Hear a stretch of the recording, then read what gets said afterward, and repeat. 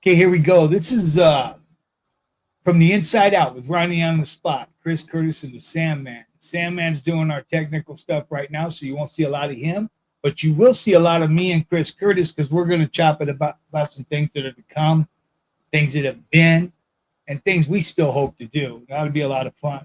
All right, Chris, are you around? I am. Yes, sir. Okay, perfect. Perfect. So, I mean, me and you go back a little ways. We spent some time in prison with me standing at the cell, talking to you through the perforated door, telling you, man, this ain't going nowhere. We ain't getting out. Life is a drag, and what the hell, just go Yeah. ahead.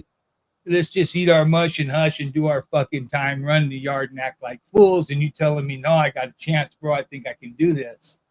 And Yeah. guess what? Tell me about it when you get building up to board.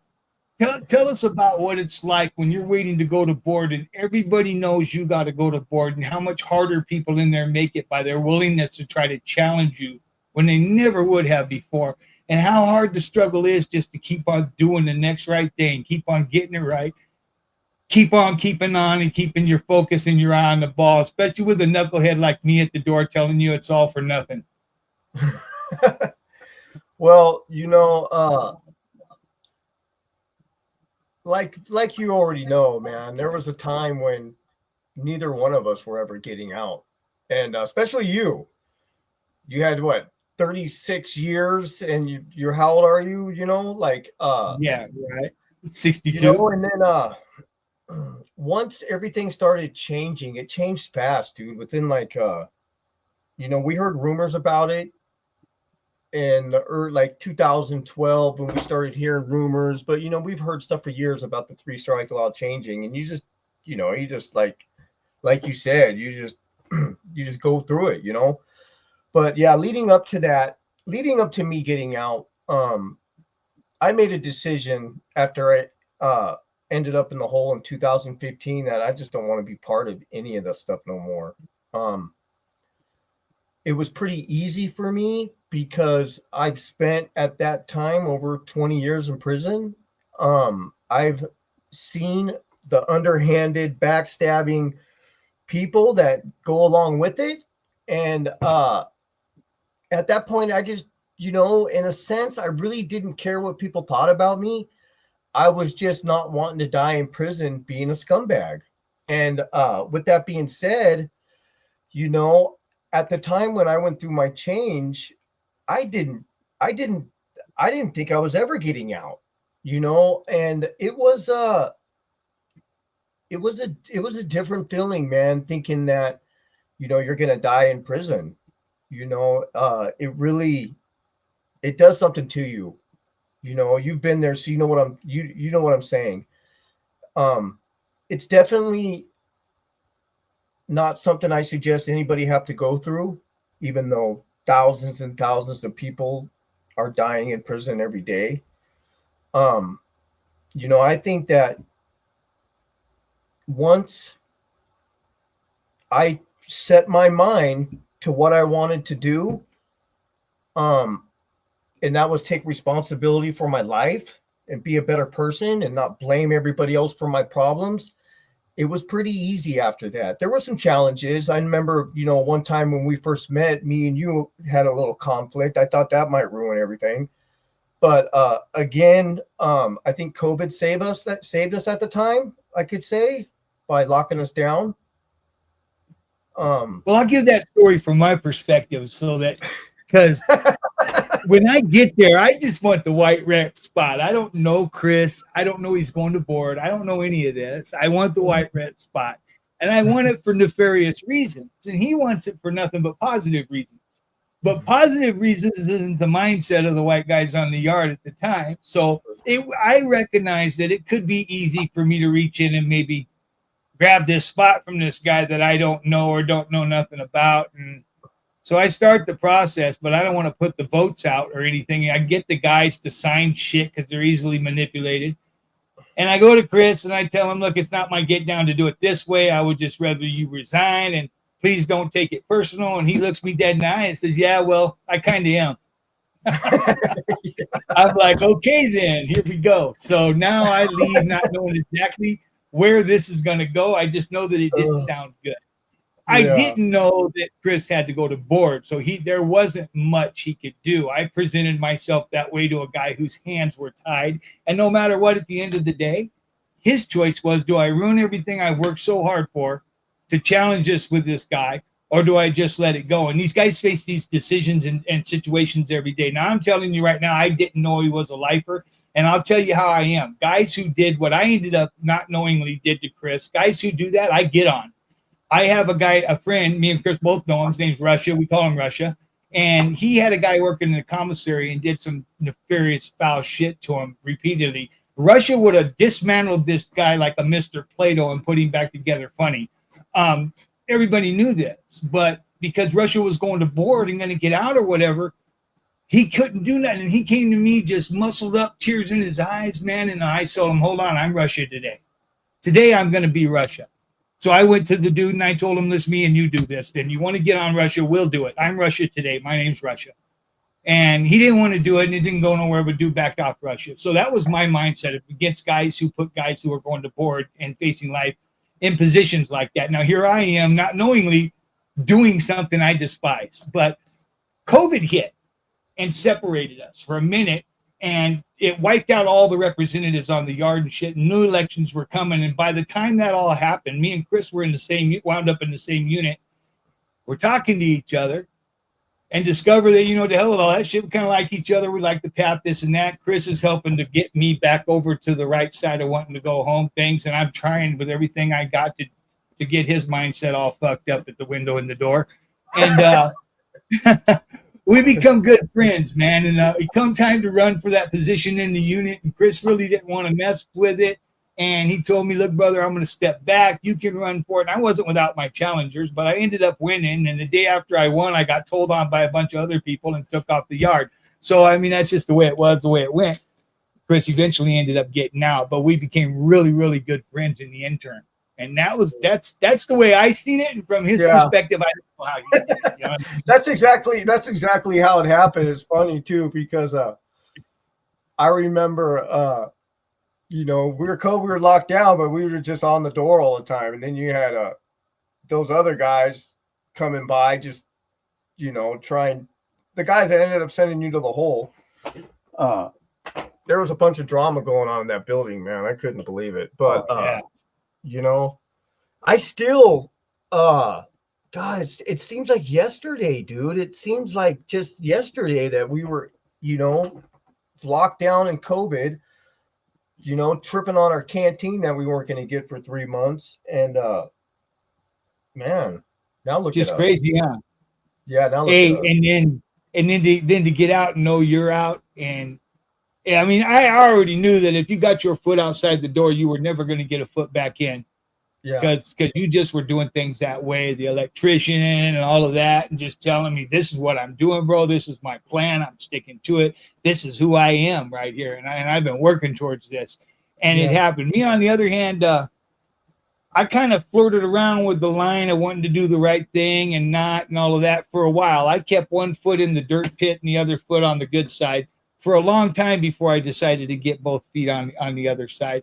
And I've watched you get out and associate and surround yourself with like-minded people that have been through hell and are shooting for heaven, people that are doing the right thing. And I really, and I learn a lot from that too, because I can't surround myself with losers. I got a strong woman behind me. You got a strong woman behind you, and that makes all the difference in the world. Mine insists that I always do the next right thing. And so if I can't get in my head and say, hey, man, this is the next right thing, and it doesn't come out that way, then I don't do it, because I don't want to piss my wife off.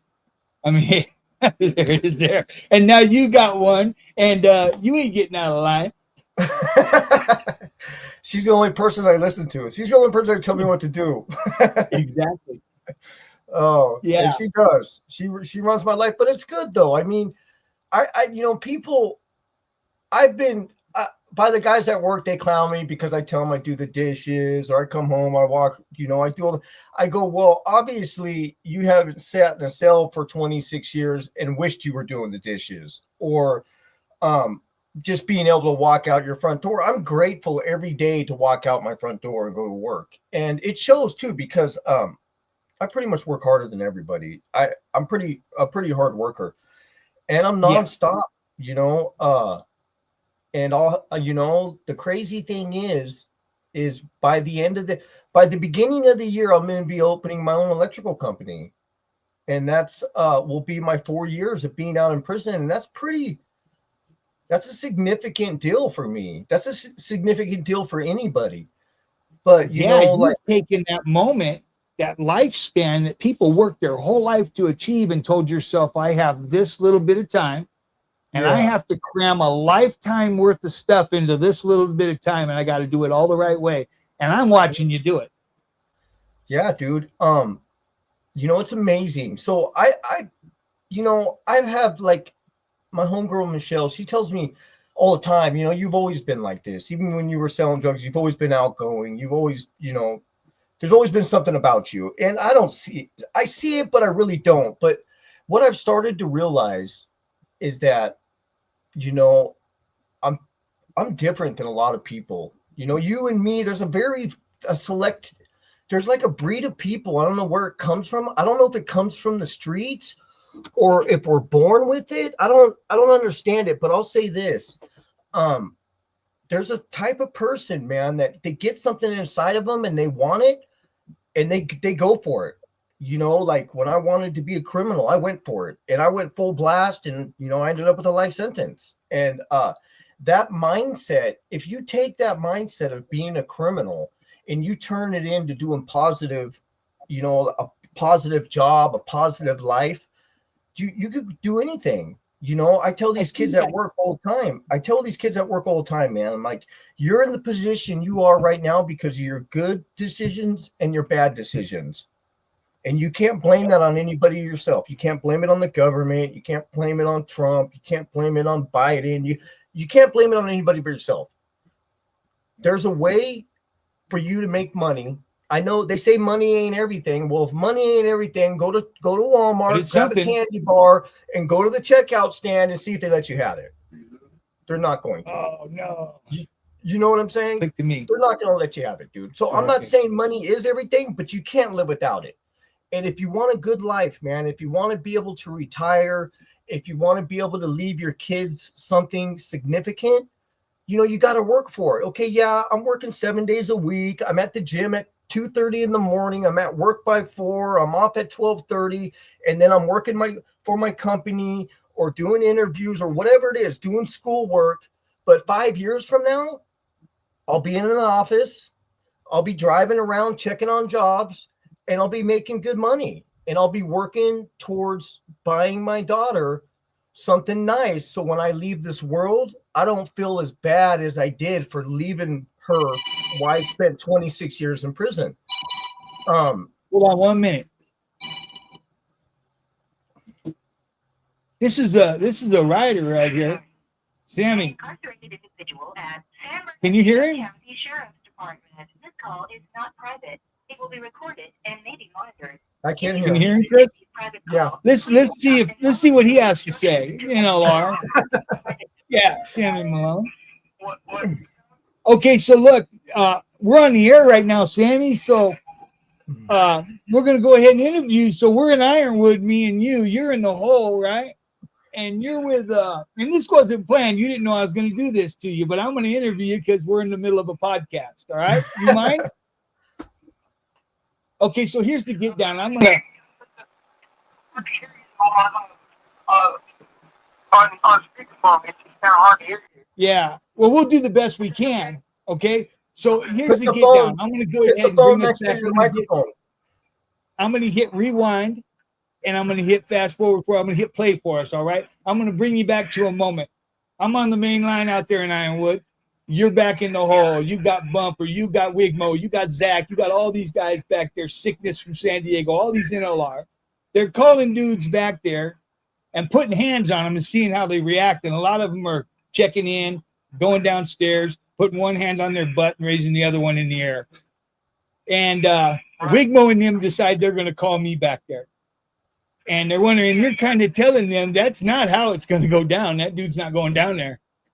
And so I get the word out there, and I got to cut this child molester and go back there, and I do that, and I report back to the hole. It all had to do with this spun duck chick. So I'm back in the hole, and here we go.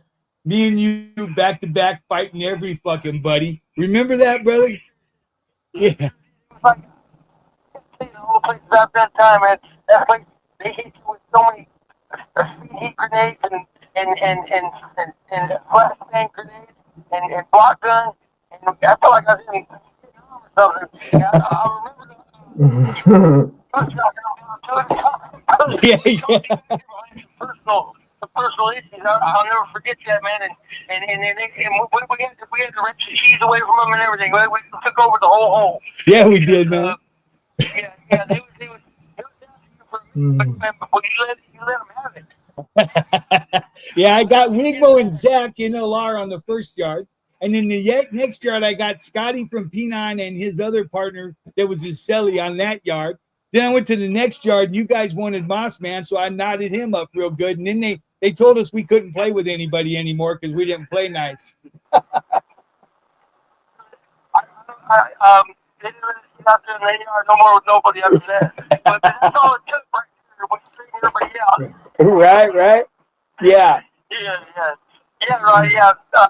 Man, it sounds all fun, remembering it, but in reality, it was pretty violent, man. I gotta tell you.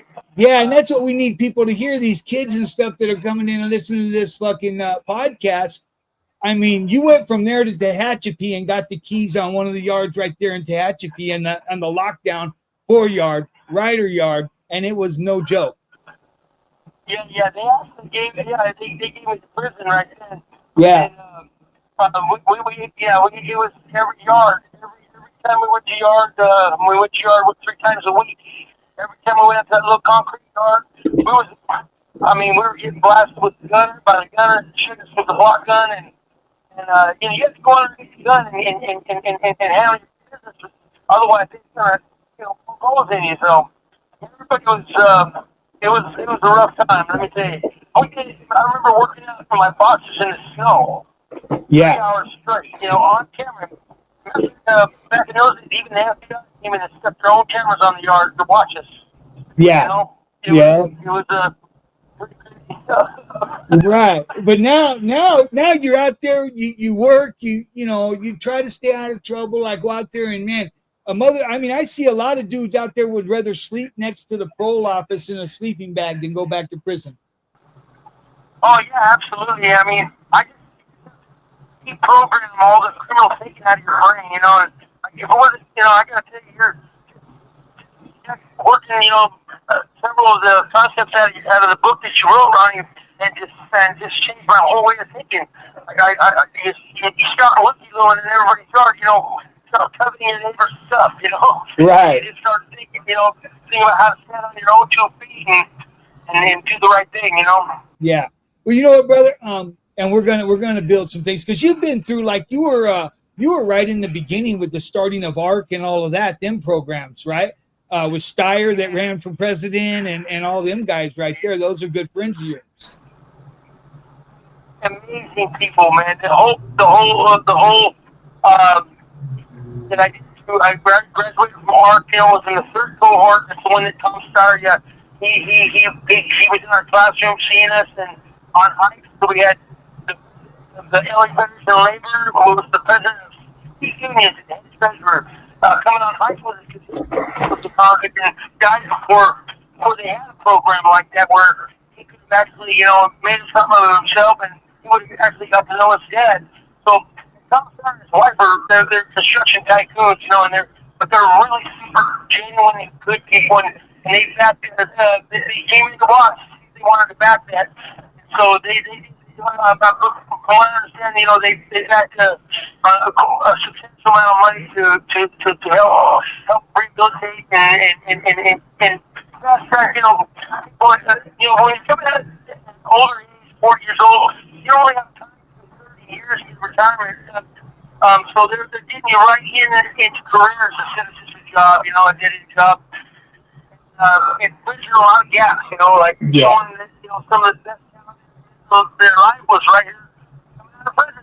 Exactly. There's good stuff coming out of prison, guys that realize it ain't what's happening. Well, look, brother, I'm right in the middle of the interview with another guy, and you happen to call in. Give me a call back later on. It's going to be about an hour before I'm done with this interview right here, and we'll chop it up. And I got you on everything I said I had, John.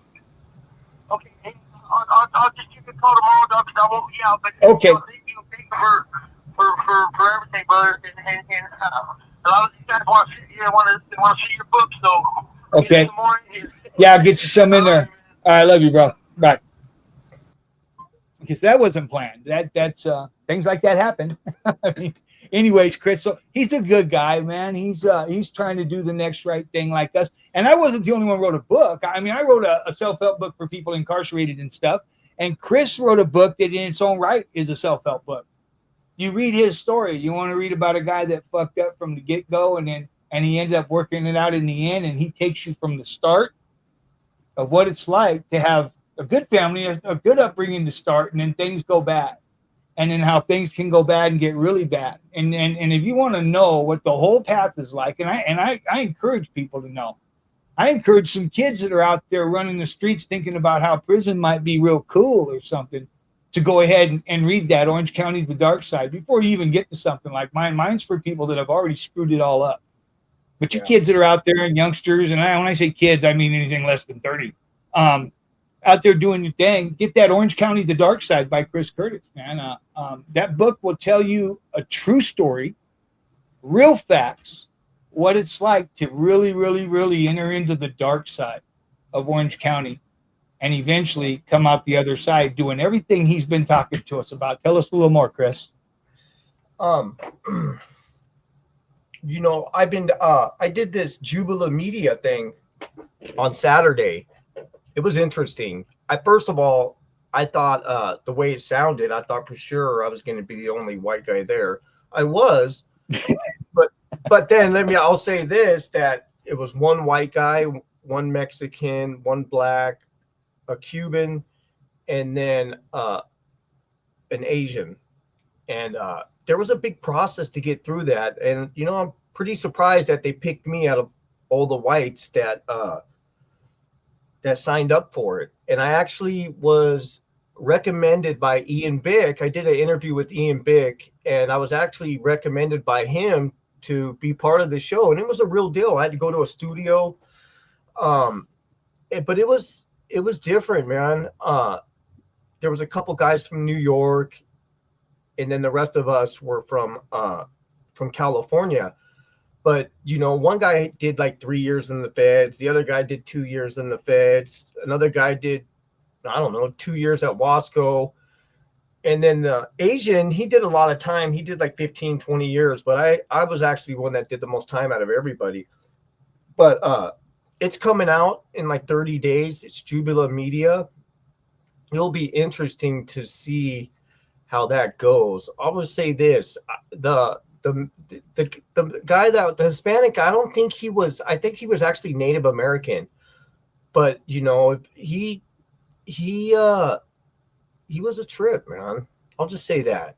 You'll see when you watch it. But I'm constantly every day doing something positive. I'm either doing schoolwork to get my C10 license, working my regular job, working my job after work, going to the gym, and just hanging out at home for the most part. I'll say this weekend I'm actually going to Catalina, which is going to be cool. My buddy has a yacht, so he's for my wedding present, for me and my wife's wedding present, he's taking us over there for the weekend, and we'll go play miniature golf and drive around and jump in the water. So, but dude, I'm very blessed. I'm very blessed with my life right now. I don't think I deserve it. You know, I don't know how I got here. I know it's through hard work, but I'm just saying that hard work is rewarding, brother. Yeah, out of all the stuff that I've done, man, I you know, sometimes I just look and just say, you know, thank you, God, you know, and then at other times I can't even believe I'm out. But you're doing some great stuff too, though, Ronnie. You know, with the Yeah, well, you know what? Going into the That's all prisons. part of it. What's that? That's all part of who we are and what we're doing now. I mean, okay, yeah. I just came back from going into Solano prison. I went in and talked to the guys and brought them a program, brought them some books, and that's getting ready to fire up there. I have a guy in Lancaster, and he's on the 4-yard there, and he messaged me because I'm on his little message thing for his tablet, and he said, "Hey Ronnie, can I live vicariously through your eyes?" So I take that guy videos. I mean, we'll probably pop some up on the screen here. I got lost in the national forest. I had no idea where I was, but I didn't even care. My old lady says you're never lost, you just don't know where you're at. Because I get into some place, I forget where I'm at. I just keep on going. I'm not like the average person try to look for a way out when that's time. I'm too busy checking out the scenery. So I stumbled onto a nice, beautiful, serene lake. I was lost in the I forget the name of that mountain, man. Cascade. Huh? Cascade. No, it's a mountain in Washington, Mount Rainier. I was lost in the Rainier National Forest. I get out and I'm either hearing these moose making noises or these elk or these damn Bigfoot or something. I don't know what the hell it is, but I am gone, man. So I say, you know what? I don't panic. You know what I'm gonna do? The place is just beautiful, man. There's rivers and streams and lakes, and I walk off into the middle of nowhere and I say, man, if I'm loving this much, how much more will this guy on this cement yard in Lancaster love to see this? And I took out that phone and I started filming stuff for him and narrating, right? And he gets that and he tells me, man, Ronnie, I wake up and go to sleep to them videos every day. He goes, you don't know it, but we don't have a tree on this yard. I haven't seen a tree in so long. He goes, I got 2 leaves that blew over the fence. I don't know where they came from, but they're taped to my wall in the cell. And yeah, so things mean different. I eventually I found a place where I could get a signal and lined my way out of there on the GPS. And things mean different. We did this podcast, the first one with Mike, NLR, Mike Mangers Jr. And I was saying about how it takes me forever to get somewhere because I'll pull over and look at something like a tree and go, wow, look at that tree.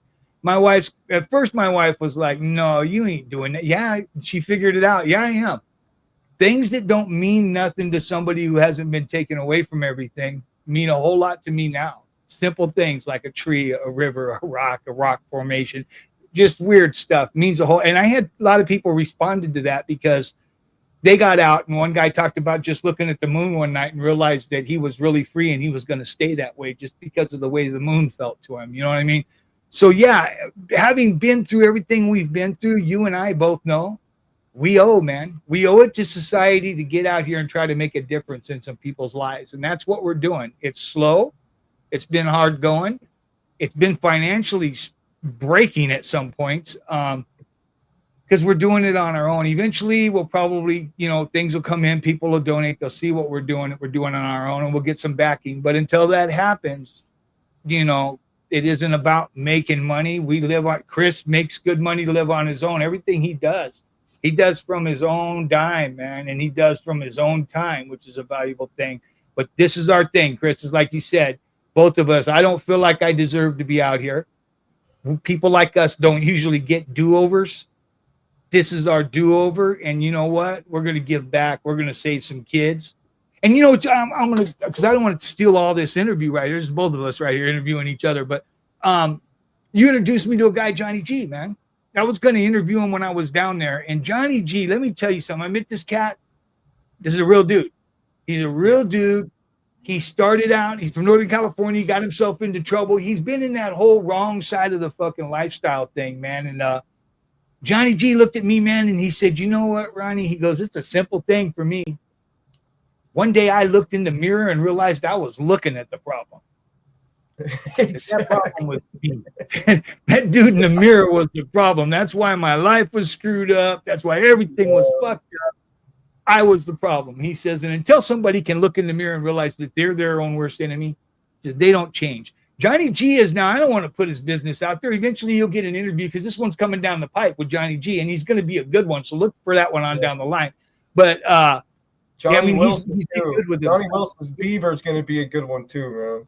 Yeah, and then you got another cat came on the phone, Johnny, Tattoo Johnny, I called him. I don't know if that's his name or not, but he's a tattoo guru, and he's got a couple shops, and he's been to prison and done all that stuff too. And he's been way deep in the woods on the bad side of the fence. And you know, the good side, bad side. It's over there, society looks at it as the bad side, but what society sees as the bad side when you're in prison is the good side for us in there. Yeah. And so he's been deep into all that right there, and he's another guy that came out of it. And these cats aren't just out of it and doing good for themselves and not looking back. These cats are actually paying it forward. They're helping people too. Not a lot. They're not full bore into it like me and Chris are trying to get into it, but they are into it. Even if, like with Johnny G, he's got one kid he's trying to mentor right now in his shop. Because Johnny owns a shop. Both of them do. But yeah, these are interviews that are coming down the line. You watch for them. Running on the spot, Chris Curtis, Sandman with Tattoo Johnny, and Johnny G, and you'll get a lot out of those. Let me quit telling their story so they can tell it to you, and it be a new thing. Anyways, Chris, yeah, you're right, man. Guys like us, me and you both know we owe society something, and this is us giving back. Yeah, definitely. I mean, I'm so busy working. I'm just trying to get my life in order when it comes to my career, so I could not work so much and you know, try to save some wear and tear on my body. But definitely my goal is in, you know, 5 years or sooner is to open up a fully paid vocation for at-risk youth in Orange County, where they could, you know, kids that are coming out of high school or have dropped out of high school can come in and learn how to be electricians. You know, there's a lot of people in the electrician That's all field, relevant too. in the electrical field. Let me chime this in, bro. You can go to www.2023 or www.star.2023.net, and you can look up, because that's all relevant. Everything that we're in the process of trying to do, and Chris is a big on the at-risk youth part of it and everything, and it's all in there too. The things that he's talking about, you can go on there and take a look at as well, and even reach out and leave a message to him on there and whatnot. Okay, sorry about that, brother. Go ahead. Yeah, so the goal is to open up a vocation to where these kids coming out of school or who dropped out of school can come and learn how to be electricians, which is fully paid for. It's really difficult to become an electrician if you don't have somebody to pull you in, or, you know, your dad's not an electrician, unless you pay a lot of money and go to one of these schools, which you're going to owe forever. So I think that opening up a vocation fully paid for and getting as many kids as possible to come in there and learn the trade and then go on to be electricians is, you know, the best thing that I could do right now to put these kids on a good path, a good career.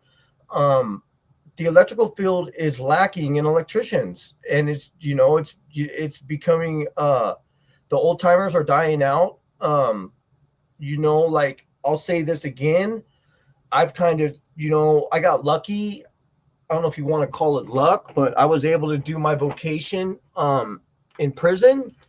And then after that, I ended up at High Desert State Prison, where I was a stationary engineer for 5 years. And I learned a lot. And I brought that out here with me, and I've excelled at being an electrician. And now I remember we were locked down.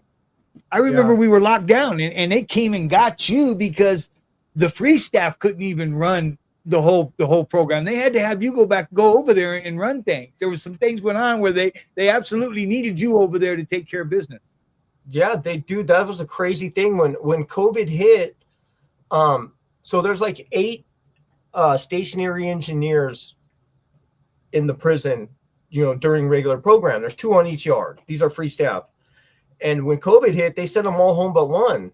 So that one stationary engineer is all over the prison trying to handle his business. Well, when that happened, I went home and I'm thinking, yeah, I'm not going to work. Well, they came and got me the next day, said, hey, you got to go. You're the only one who knows how to run this stuff. And I was in there for like 2 or 3 months by myself, running the boiler room. You know, like if Yeah. something happened, they'd have to call the engineer to come get the tools and stuff like that. But yeah, COVID was that's a high security prison too, and they got me in there by myself at the boiler room. It's Running pretty the crazy. boiler room for the whole freaking prison. I mean, it's crazy, man. But it's crazy. To think back of it now, you tell people that you're like, yeah, that never happened. Well, it happened. I know, right? It I was happened. there. So look, let me ask you something. So I mean, because Mike Jr., there was a big thing. His wife is a big time Christian. Junior, he's a Christian now. And I told him, hey, what happened, brother? Because Junior he was the one I thought would never make it out of prison due to an OD. He said, one day, brother, I just couldn't take it no more. And I hit my knees, man. And that's where I found my salvation. And that's where I found my freedom from drugs. And I just gave it all over. To me, this is the thing, right? It doesn't matter to me what somebody's religion is. If I see it working for them, I support them, man. I keep my religion to myself.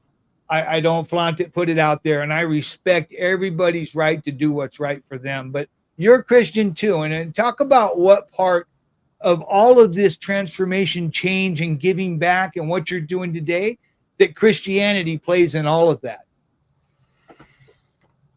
I think part of being a Christian is helping people.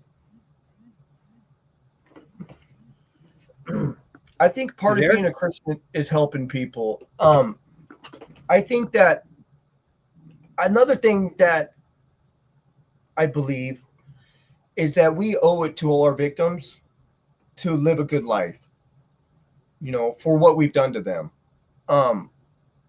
It's a living amends. But the same thing happened to me, which happened to Junior, just in a different manner. So I was out of prison and I was using drugs and I was running around with the ounce of drugs at all times. And I ended up in the hole. And I woke up in the morning and had seg, and it was my daughter's birthday. I couldn't call her. And I said, I just don't want to do this anymore. And I did the same thing. I just asked God, man, to help me. And then I made a commitment that the next prison I went to, that I would immerse myself into the self-help groups and surround myself with like-minded people. And that's what I did. And I started learning, all different ways of changing. You take all these groups, you think you're going to get a lot out of one group, but you don't. I took like over 46 different self-help groups. But what I did do is I was able to take a little bit out of each group that applied to me and helped me move forward. Like Gogi. It sounds corny. Gogi sounds corny, and it kind of is. But the positive, there's a few things in there that are worth holding on to. Yeah, like the positive thoughts, positive words, and positive action. The tools of choice. That's what I liked. Well, you see, that's a thing too that people don't realize on our whole deal here is that we also have the book distribution program, right? To where I'd like to take your book, my book, and there's a point, because I've always said there's a point in them shoes, in them security housing units, the ad seg units, where a lot of people are saying, man, I don't want to do this no more. Sometimes they can get their hands on a Bible, sometimes not. But what they can't get is their access to self-help, their access to books like yours and stories. My goal is to get my book, your book together on the shelf in every shoe program, every ad seg unit there is, every hole, so that if a guy in one of them cells reaches that moment like you and Junior reached, where they hit their knees and they pray to whatever God it is they're praying to, they can turn around, they can read your story and see that, they can get on a path to success from total failure. They can turn around, they can grab the encyclopedia self-help, and they can start working anger management, denial management and stuff, right? And they can do it right then, because that's the moment when people are most susceptible to the rehabilitation, to the change, and all of that, is when they're down and they're looking upwards to the top of their cell and saying, hey, I need some help, man. I need help. I can't do this on my own. But go ahead, big dog. Yeah. So another thing too, I'd like to say is that, you have to take responsibility for your life. I say it all the time. I'm kind of stuck on that. Like I said, the decisions that you make determine the path your life's going to become. Okay. So, you also, let me just put it like this. I know if I use meth, I'm going to pick up a gun, and whatever happens along the way, I'm not going to care until I'm in jail or prison or dead. I know that. So what do? I don't use meth. If something is a problem for you, and I know it's not that easy, but if something is causing problems in your life, delete it. Get rid of it. Your life will be so much better.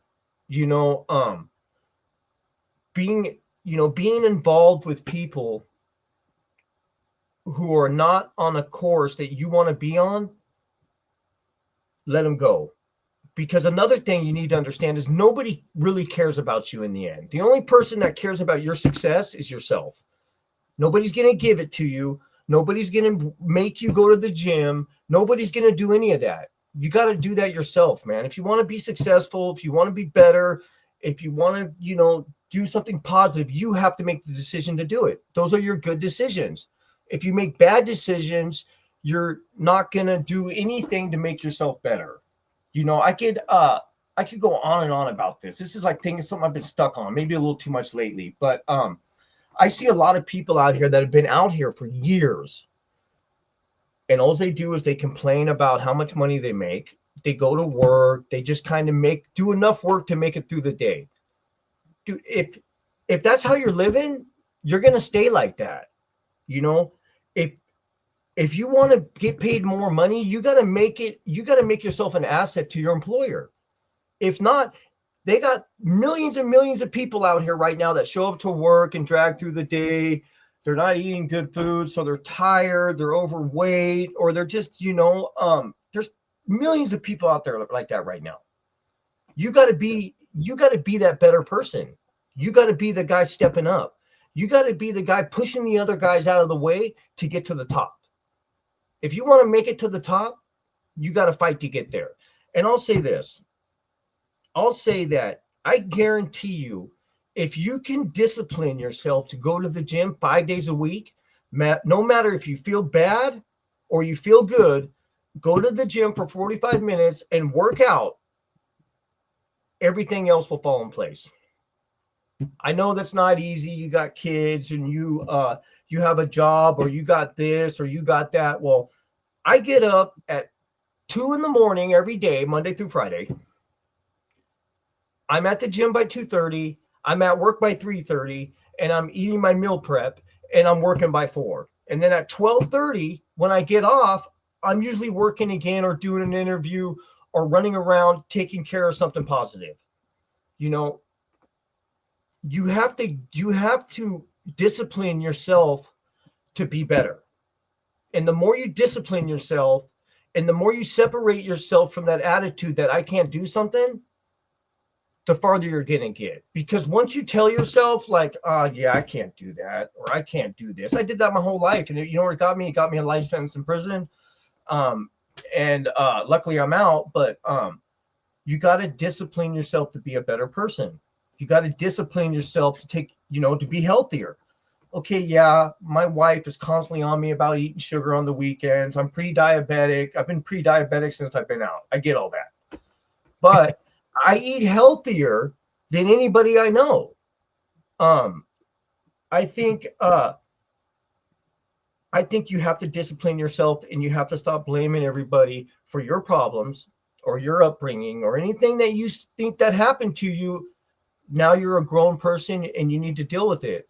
I also think it's important for that to be drilled into kids, man, because they're coming up in these families or in these neighborhoods where they are just being taught nonsense. And you know what? And they're seeing these other people and listening to these other people that never tried to get out of where they're at. And if you don't stay right where you're at. I can tell you something, bro. I just got a message or a phone call last night from Lancaster on the 4 yard. These kids that are doing that stuff, and some of them are going to watch this podcast. some of them parents are probably going to sit the little knucklehead down and say, take a look at this. And so we kind of want them to know this one part of it too, right here, is that right now, if you're in California and a lot of other states too, they're doing a thing called 50-50 yards, where there is no more guys are checking in and hiding out. There is no more guys are on these violent yards. Here's the thing. You want to go home, you got to go to a 50-50 yard. You got to mind your P's and Q's because you're not going home from an active yard anymore. And what they're doing is they're just throwing these dudes together. Well, in Lancaster on the 4-yard right now, they're trying to convert it. And last night I was told, homeboy came right in, gave me a call, said, I may not be able to call you. They just brought a bus in, put it on the yard. 4 dudes are stabbed. They're running them out of here and all of this. And that's just because they're trying to mix them. You're not going to avoid stuff. I mean, you hit the prison system. There's things that are going to happen, and you only have so much control over yourself. And you're going to be put down in the middle of these things, and you may or may not survive. And you may think to anybody sitting out there that this is all I can get away with it forever. No, you can't. Very few people get away with anything forever. You may think that, I could handle prison when I go to prison. You're 17 years, 18 years old, 20 years old. You know what? Chances are you really can't handle it. And through all the violence, all the stabbing that they're doing right now by throwing everybody together, you're not going to miss it. You're going to be involved in the violence. You don't have a choice. And it's a whole new kind of violence. You don't get to shoot somebody from down the street and at the corner. It's up close, it's personal, and you may end up standing in front of some very big, very tough, very angry guy that's going to do bad things to you on that yard while this riot's going on. And it happens. I've been on a helicopter. I can tell you. I've been on a helicopter. Wrong place, wrong time. Something happens. Boom. Next thing you know, you're full of holes and you're on a freaking helicopter just because you just happen to be in the wrong place at the wrong time when the bad thing happened. Not your fault. Doesn't make you weak, strong, or anything in between. It's just prison life. And if that's the kind of life you want, I think you're lying to yourself and everybody else right now. So, that's just the thing that you need to avoid. You need to avoid that. I mean, you've heard a lot here about how we can make it and how you can make it, how hard work pays off. Well, if you choose not to work hard to try to stay out and you throw in the towel and you want to become all that BS, know what you have to look forward to. I took a helicopter ride. I'm a good dude, solid dude, stand up. I do my shit. I take care of business. And it didn't matter. I had 7 dudes on me with knives because I was the only one there. Okay. And they were all Aztecas and it wasn't personal. Shit kicked off and I was standing there in the middle of all these guys that it was going against. And hello, I woke up flying over the Kentucky mountains to Tennessee to a trauma unit with a bunch of holes in my side. I mean, it is what it is. It's risky. So if you choose risky, it's not going to pay off in the end. Eventually, 20, 30 years from now, you're going to find yourself sitting in the same position we're in, trying to play catch up in life. It's doable, but it's hard. Anyways, Chris, we got a lot of material, but maybe there's a little something you'd like to convey to these dudes at the end, man. Look them straight in the eye and tell them what the hell's going on. Say that. It's all glamorous. When you're younger, it's all glamorous, and you have this mentality where you're going to prison. You're probably going to go to prison for life. I mean, I did. At one point, I just knew it was over. I knew I was going to end up with a life sentence. But what you don't realize is that when you're younger, you don't realize the consequences of that. You hear about it, but then you get sentenced to life. And you get sentenced to this life where it is literally, you wake up early in the morning, you drink your coffee, you watch the news, if you have a TV, you go to chow, you go to yard, you come back to your cell, you stay in your cell for another few hours, you go out to day room for another hour, you come back, you go to chow, and then you come back, and if you're on like a lower level yard, you'll have night yard, but level 4s usually don't. That's your day. And it's day in, day out for years. Mixed with stabbings and violence in between. It's just day in and day out the same thing. What's going to happen today? What's this? And dude, it is, the crazy thing is after a while, you just become, I've been asked the question, like, how do you deal with it? Well, you adapt to it, of course. No. You go crazy. or you go crazy. You either adapt to it or you go crazy. But what I'm saying is that that's going to be your life. If you decide to go down this road and you're really about it, you're going to end up with a life sentence, and you're going to be stuck in a cell doing the same thing day in and day out, watching the same dumb stuff on TV. And then, it's just, and you're creating victims, you're hurting your family, you're leaving your daughter, you're leaving your son. I could go on and on and on about the things that you're going to regret as you get older. And if you don't regret these things, you're a psychopath, pretty much. You're just, we're both lucky to be here. You and I both, Yeah. we both know. I mean, okay, I'm sure you got a time like this. I'm in Bloody Beaumont. There's not a lot of people from California. California AV's there. Mark Lindquist, he just got there.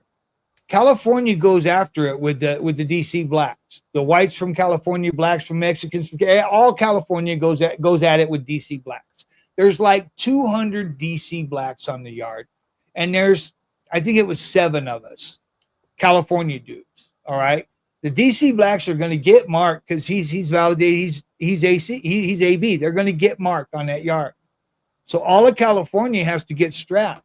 This is where you don't control your destiny. So 7 of us are going to go out to that yard in a place they call Bloody Beaumont for a reason in Texas. Yeah. We're going to go out to that yard and we're going to face off these DC blacks, us 7 white dudes with our knives, and know that some of us are going to die. And you don't have a choice. You don't control that part of your destiny. That day, I got booted and suited and went out there with that dude I didn't even like. But because of the way the rules are that I didn't control, I went out there knowing that I could very well die that day because there was 200 DC blacks and a good portion of them, because in the feds, everybody keeps a knife in them United States penitentiaries, knowing that maybe all of us were going to die. And we went out there. We were lucky that day because the shot caller, we were surrounded by all the DC blacks, all 7 of us. And the shot caller looked at Mark and told him, "You know what the fuck is going to happen right now, don't you?" Mark says, "Yeah.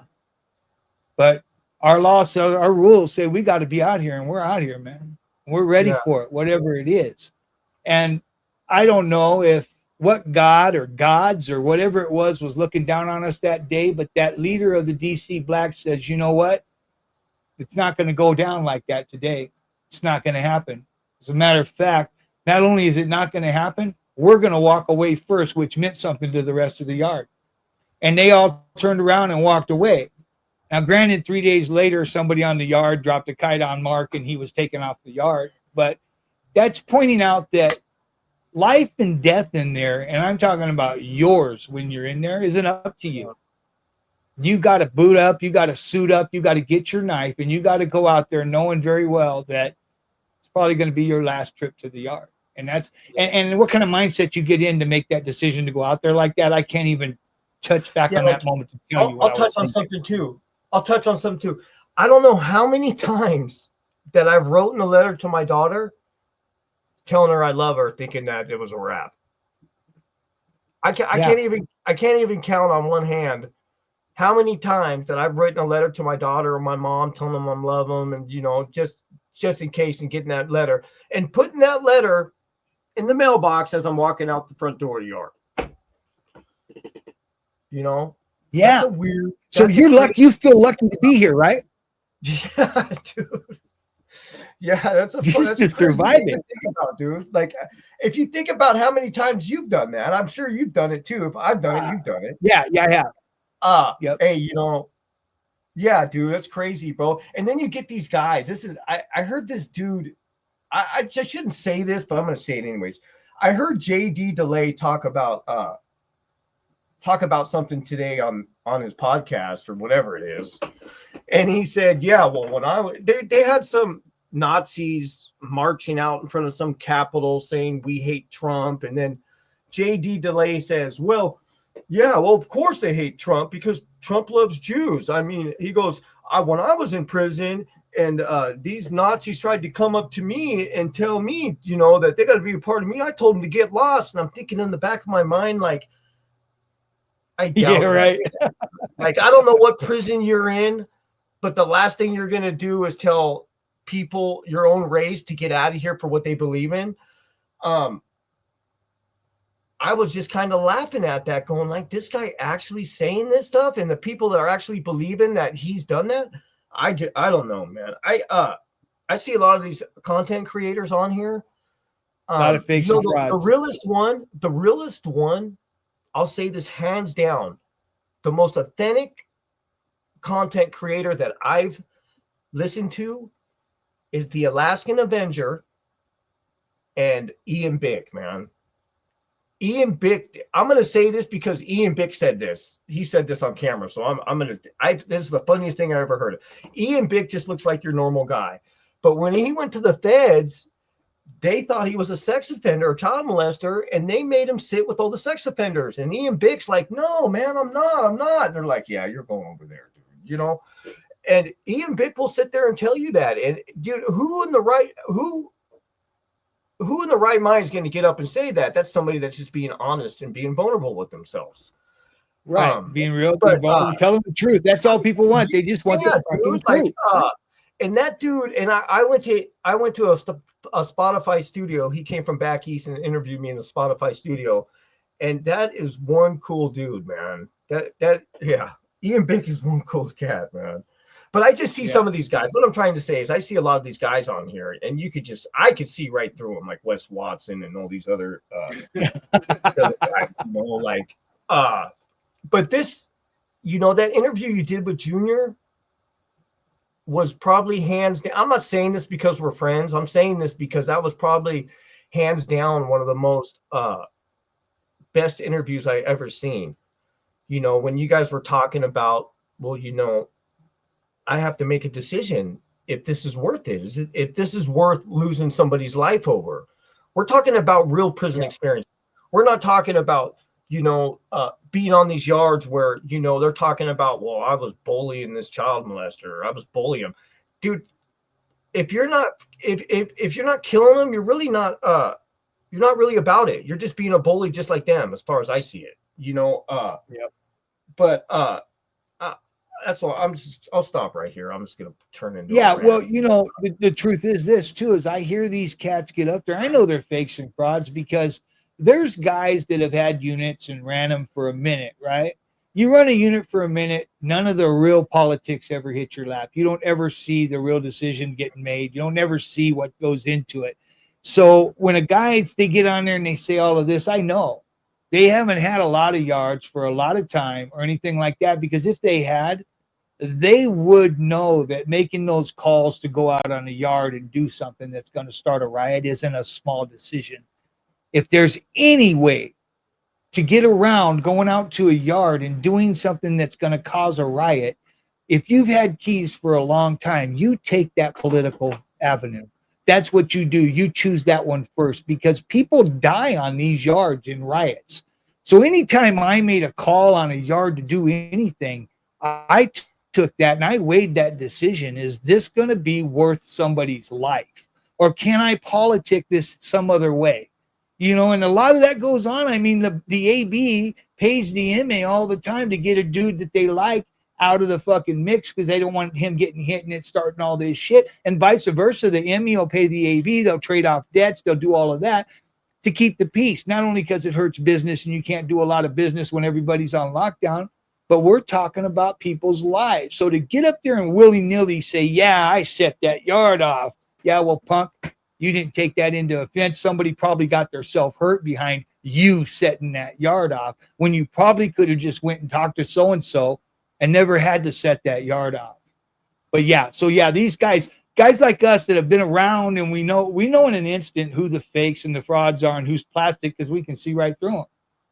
But you know what? Our success or failure on this right here, and we went some shit trying to build a podcast, and we're just now getting there. But our success or failure right here isn't going to be based on us tearing the next guy down for being a fake or a fraud, because the public, the people, our viewers are going to know that we ain't bringing it to you unless it's real. Another thing too, I'll be the first to tell you that I tried to stay out of the politics as much as possible. Right. Like you and other people, you guys had status, you went for it full bore. I, on the other hand, stayed away from it as much as possible. I just was able to weave my way through all of it all the drama without getting too caught up. I don't know if that makes me smart or just, I don't know what that makes me, but makes you lucky. Yeah. Yeah, I'll be the right. first. I'll be the first to tell you that I was really never nothing in prison. I just dealt what I had to deal with, and okay. But look, Chris. So let's ask you this question: you're sitting there; it's your first time in on the 4-yard, and it ain't long before you see somebody get butchered on that yard. What runs through your mind?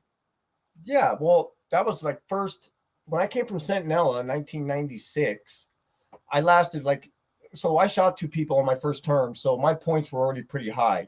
But I did go to level 3, and I didn't last long because I was fighting and trying to be tough and all that other crap. But I ended up on a level 4 prison, and the first yard I went to, I get I'm coming off the bus and walking through work exchange, going to my building, and right away, dude, there's a northerner getting stabbed by another northerner. That was my first experience on the 4-yard. And then it just from there, it just went on and on. But everything changes. Yeah, you just and the crazy thing is, man, is that you see it so much, you start laughing about it. And I mean, I remember doing an interview with C.O. Bartos, and he was saying that, yeah, we laugh about it because if we don't, it will fucking make us crazy. Like if we don't, yeah, you got to acknowledge it at that point. If we don't deal with it like that, or that was a good point that he made. But yeah, this is a good interview right here, man. We'll see what happens. I can't wait till you come back down here.